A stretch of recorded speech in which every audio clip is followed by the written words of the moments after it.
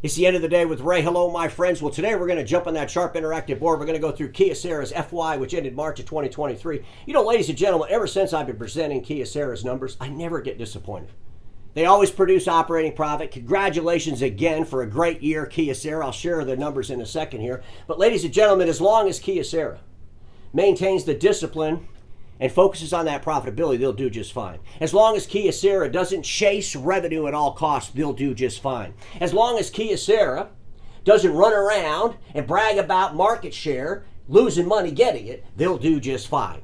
So without any further ado, let's jump on that Sharp Interactive board. Top line revenue for Kyocera for the year was $14.4 billion, and their operating profit was $913.8 million, 6.3%. Congratulations, Kyocera. Now let's look at the place that we call home, those friends of mine that sell supply and service print equipment. Kyocera calls that the Document Solutions Unit. That business did $3.1 billion in top line revenue, had an operating profit of $239.7 million, 7.8%. Congratulations, Kyocera. Keep doing what you're doing. Keep focusing on that profitability, and you're going to do just fine.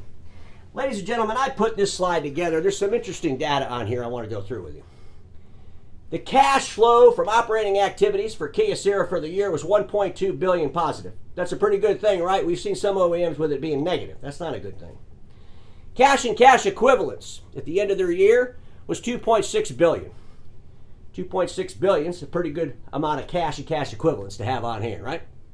But then I wanted to look at their assets versus their liabilities. This is pretty interesting. Kyocera has a total asset of $29.1 billion. $29.1 billion in assets. Their total liabilities are $7.4 billion. 26%. You know, I did that same exercise for Konica Minolta.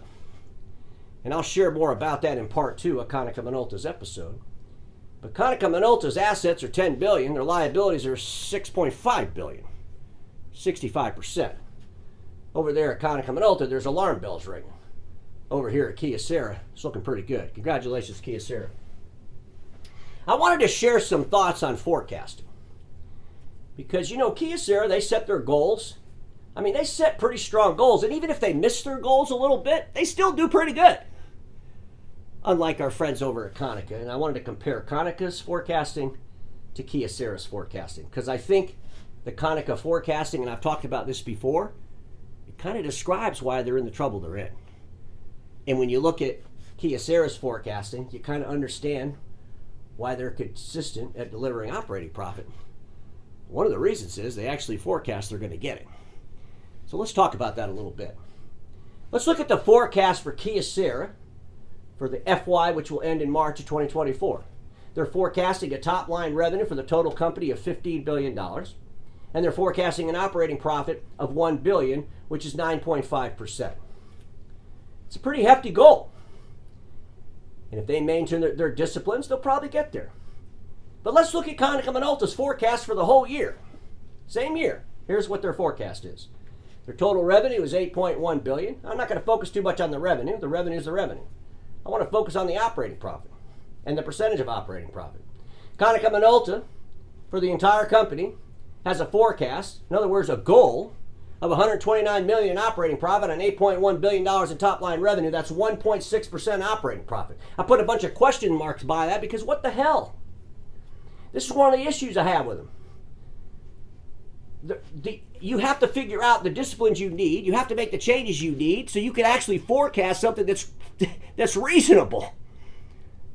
Because when you're only forecasting 1.6% operating profit for your whole company, and you have any kind of hiccups along the road, guess what happens? You have a big disaster. Let's hope that Konica Minolta, for their FY 2023, doesn't have another big impairment charge. It'll be disastrous. But let's look at that print space for Konica Minolta compared to the print space for Kyocera. Kyocera, their projections, their forecasts for the year are $3.2 billion.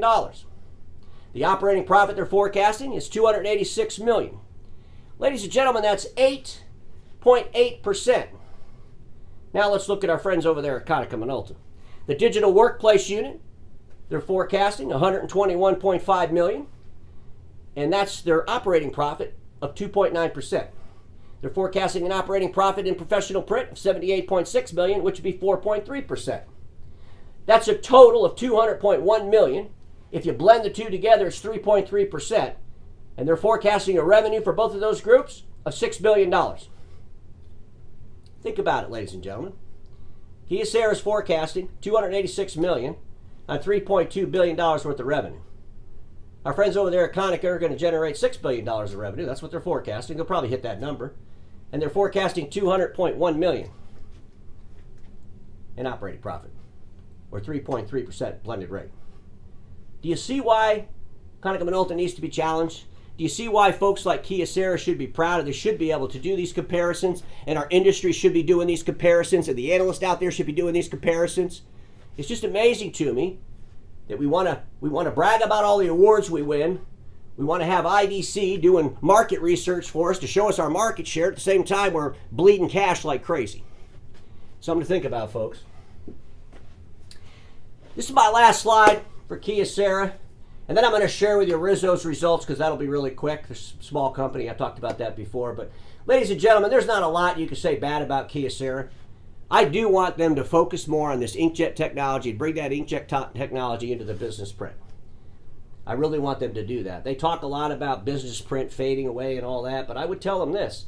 There's a great opportunity for Kyocera to take a huge market share of laser-based business print and replace it with inkjet. They got to take the inkjet technology from that Task Alpha 15000C and they got to move that technology into those MFPs. And they need to do it quickly because folks like Epson and Brother are going to come and they're going to challenge them even more. And right now they got a window if they could get the product done. They could go into the marketplace and replace their own myth, and they could really cause some disruption. So that's my advice to Kyocera.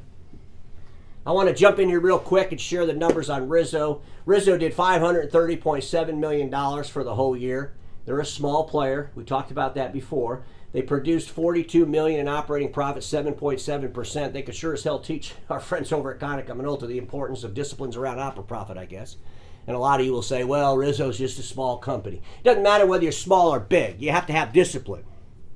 And Rizzo has that discipline. And the reason I wanted to share Rizzo's numbers with the Kyocera presentation is because I mentioned this before. I would love to see Kyocera and Rizzo come together.